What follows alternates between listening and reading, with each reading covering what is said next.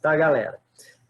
Pergunta de pesquisa, pessoal, realmente pergunta, é o que eu quero responder, né? Então, algumas pessoas, quando eu falo, ó, coloca a pergunta de pesquisa aí, a pessoa vem com a temática. Muito diferente a temática de uma pergunta de pesquisa. E é muito diferente a delimitação da temática de uma pergunta de pesquisa. Então, vamos começar a compreender um pouco mais sobre essas questões, né? Então, nós estamos aqui ainda, né, no processo de etapa 1 dos projetos, né? O sistema que eu vou mostrar para vocês hoje é um sistema para definição, né, de perguntas clínicas. Então, a gente também vai ver a diferença entre o que é uma pergunta básica e uma pergunta clínica, tá? Como eu vou acabar tendo que ir e voltar nos slides algumas vezes, né? Então, esse slide já está postado para vocês lá no começo do semestre mesmo. Façam anotações, se tiverem com ele aí, vai fazendo anotação para realmente se localizar. Bom, quando a gente trabalha, né, nessa primeira etapa, então a gente identifica tema, né, muita gente já tem o tema identificado, e aí a gente começa a definir um problema e a pergunta que a gente quer responder, tá? Antes de eu definir qualquer problema que seja, né, eu preciso ter muito conhecimento sobre aquela temática, né, e esse conhecimento vai me ajudar na delimitação desse grande tema. Então, assim, eu vou... Tema, né? Que tema que você quer estudar? Eu já dei esse exemplo em outras aulas, né? Mas que tema que você quer estudar? Eu quero estudar transtornos mentais, né? Tá, mas vamos delimitar. Que transtorno mental que você quer estudar? Eu quero estudar ansiedade e depressão. Beleza.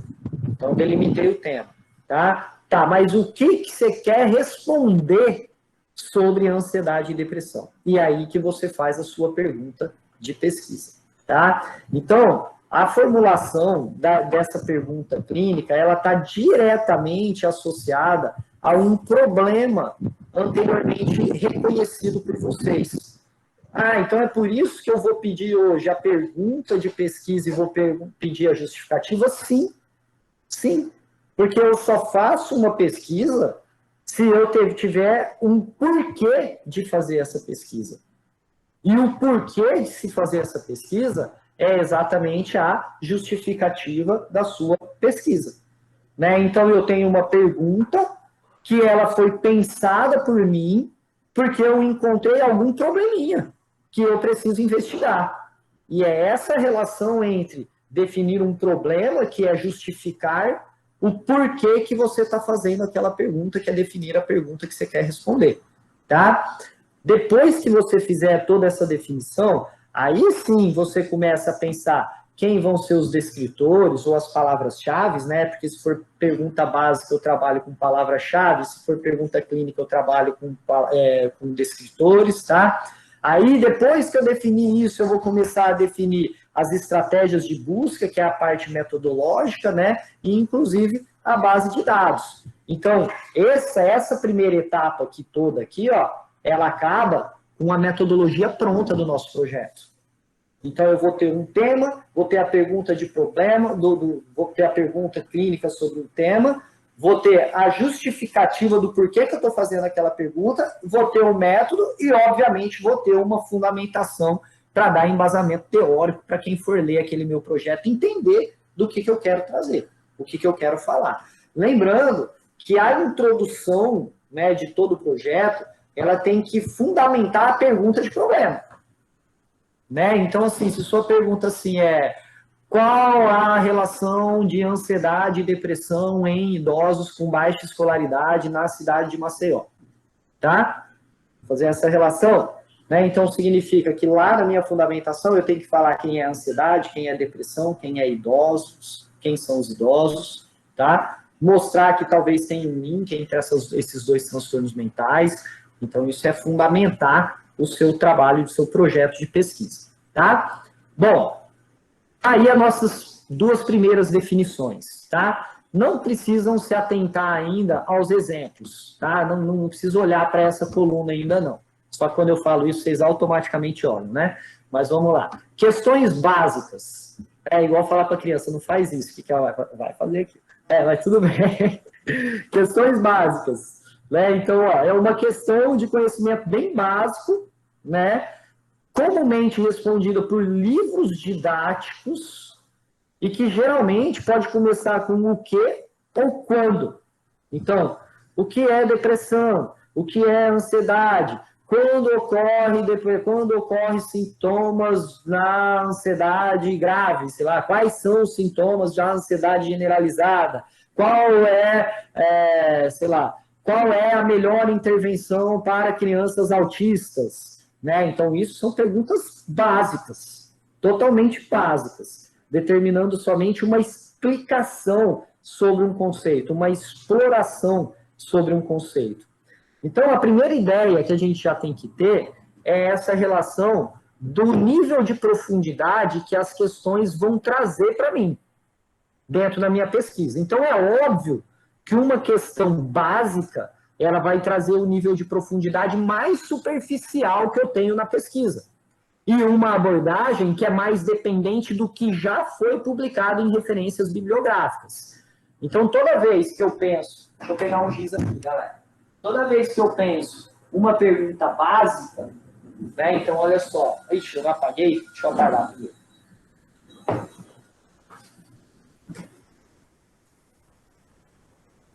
Então, vamos lá. Toda vez que eu penso em uma pergunta que é básica, automaticamente isso já determina um nível de profundidade do meu estudo que eu chamo de nível exploratório. Certo? E como eu tenho um nível exploratório, que é só de entendimento sobre aquela temática, eu não estou exatamente tentando comprovar e nem responder uma evidência, tá? Eu só estou explorando o tema, automaticamente a minha abordagem ela se torna qualitativa, porque ela vai ser dependente de outras publicações, de revisões bibliográficas e estudos de caso. A gente já viu isso na aula de pesquisa científica. O que, consequentemente, vai determinar para mim eu fazer uma pesquisa que tem menos parâmetros e, portanto, ela pode ganhar características de revisão narrativa. Certo? Então, isso é uma linha de pensamento. Se a minha questão é básica, o meu estudo é exploratório, a minha abordagem é qualitativa e a recomendação metodológica é a revisão narrativa. Ah, eu posso responder uma pergunta básica através de uma pesquisa de campo? Pode. Né? Quantas pessoas apresentam síndrome de burnout em determinado lugar? Pergunta básica. Parece clínica, mas é básica. Tá? Por quê? Porque não apresenta comparação, porque não apresenta objeto de estudo na pergunta, e a gente já vai entender como é que funciona isso. Então, vamos voltar agora para a aula, no espelhamento aqui, ó. Voltando para o espelhamento aí, a gente percebe que a gente tem também as questões que são clínicas. Essas questões clínicas, elas obedecem uma sistemática que a gente chama picote ou picode. Tá? Picote ou picode. O que significa isso? Cada letrinha dessa aqui, ó, galera, ela vai ter um significado dentro da sua pergunta de pesquisa. Então, uma pergunta que é clínica, né, ela tem uma questão específica e ela é respondida através de evidências para se tomar decisões clínicas, inclusive. Tá? E aí, cada uma daquelas palavrinhas do PICOD tem um significado. Ó. O P significa população ou paciente que eu vou trabalhar. O I significa intervenção ou problema de interesse ou área de interesse que eu vou pesquisar, tá? O C significa a comparação que eu vou fazer da intervenção ou a comparação daquele determinado fator, daquela determinada patologia, daquele determinado tratamento, tá? O O significa eu indicar na minha pergunta de pesquisa o tipo de resultado que eu quero avaliar, tá? E quando apropriado, a gente pode acrescentar o T de tempo ou o D, né, no caso de PICOD, de delineamento de pesquisa, delineamento metodológico, né? Então, voltando para cá, ó. Voltando para o meu quadro aqui, ó. Então, quando eu penso, vou até fazer um risco aqui, ó. Quando eu penso em questões que a gente chama clínicas, ou, né, a gente também pode chamar elas de específicas,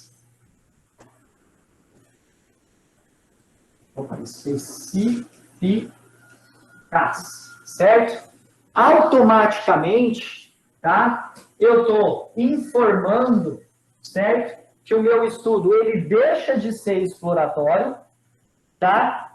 E aí ele começa a aumentar o nível de profundidade. Então, ele pode passar a ser um estudo descritivo, ou mesmo um estudo explicativo, se caso a gente for trabalhar em laboratório mesmo, em manipulação de grupos, ok? Quando eu passo para esse outro nível de profundidade, por causa das perguntas serem mais específicas, automaticamente eu já passo para uma abordagem quantitativa. E agora, de jeito maneira, eu posso fazer uma revisão narrativa. Não posso. Agora, o mínimo que eu posso fazer é uma revisão sistemática, um estudo de campo,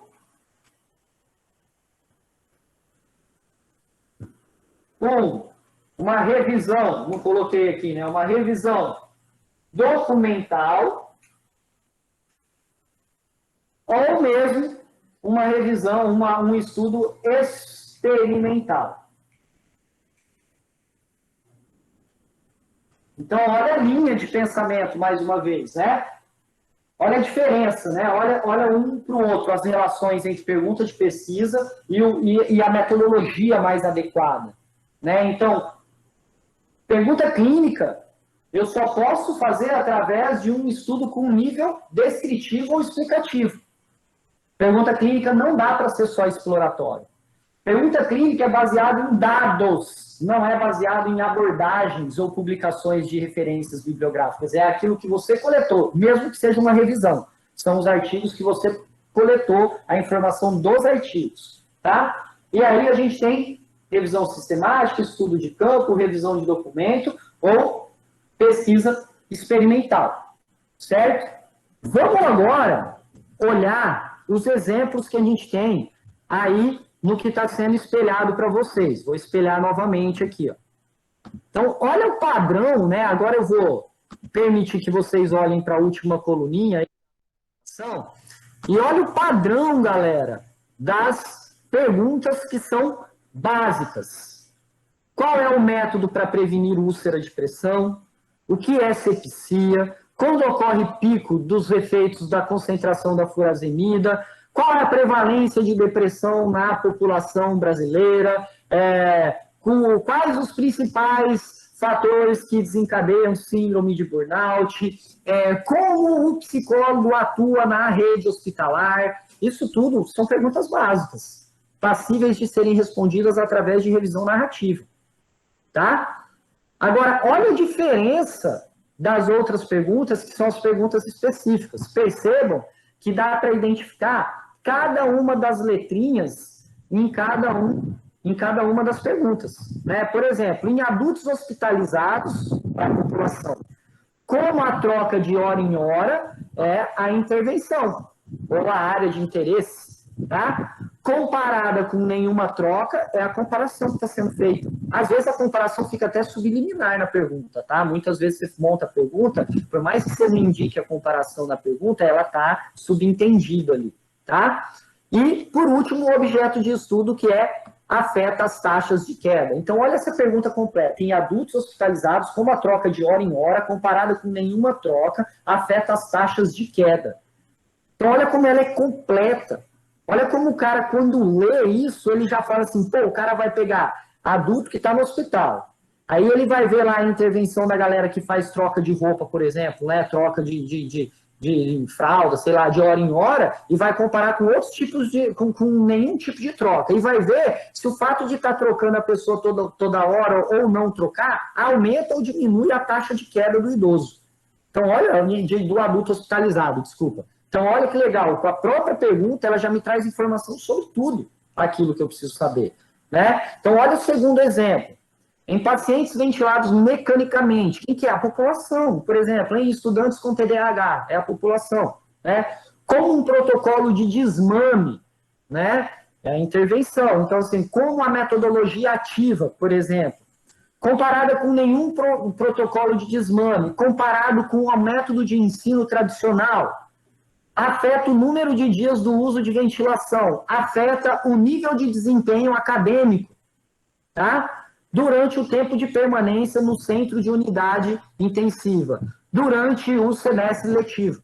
Então, olha só, né, eu peguei uma questão aí, agora que está pronta aí, né, segundo o sistema Picote, inclusive falando sobre o tema, né, lembrando que se for o D é delineamento metodológico, tá? Mas eu usei o sistema Picote, na hora que eu estava lendo para vocês, eu criei uma outra pergunta específica, na qual era possível identificar a minha população, identificar o tipo de área que eu estou estudando, o tipo de intervenção que eu quero, a comparação que eu quero fazer, o foco em qual resultado que eu estou dando aquele foco, e no caso eu coloquei o tempo aí no semestre letivo, mas não precisaria ter colocado o tempo, de repente, poderia ter colocado outro tempo, enfim, né? Mas fato é que essa pergunta ela veio completinha.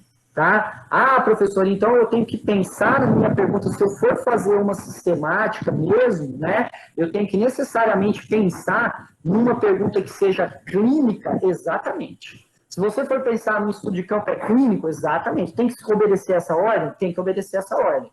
Ah, não, mas e aí? Então é só obedecer isso, tá tudo ok? Calma. Muita gente aí deve estar achando meio complexo fazer isso direto assim. Então, vamos entender como que eu tenho que pensar as diferentes formas de montar essa pergunta de pesquisa. Porque a gente tem diferentes áreas de análise, diferentes áreas de pesquisa, diferentes áreas de conhecimento.